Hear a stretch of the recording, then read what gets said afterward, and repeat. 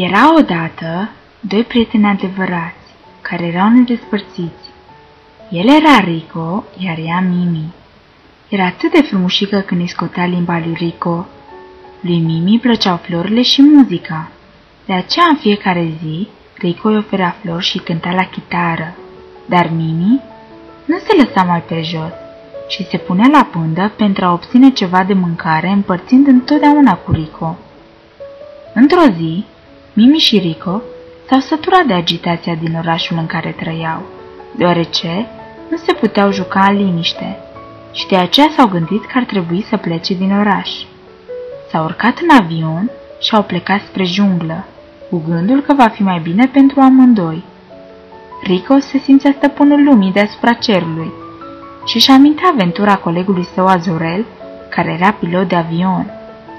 Ajunși acolo, Rico și Mimi erau uimiți de frumusețile junglei. Rico, rebel din fire, s-a gândit să facă o baie la cascada pe care au întâlnit-o acolo.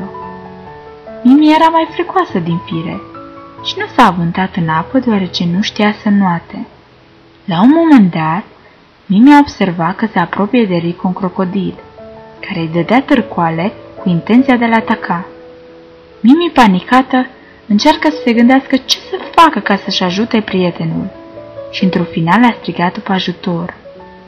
În timp ce Rico se apără, în ajutorul lor au venit două maimuțele care s-au agățat de o liană și l-a scos repede pe Rico din apă, înainte să-l ajungă crocodilul.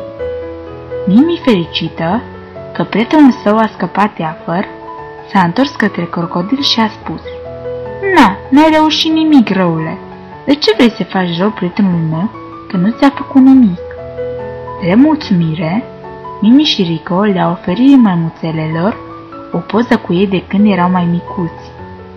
Într-un final, și-au dat seama că viața lor este la oraș, nu în junglă, și s-au întors înapoi, spunând că niciunde nu mai e frumos ca și acasă, în locul unde s-au născut și în căsuța unde locuiesc.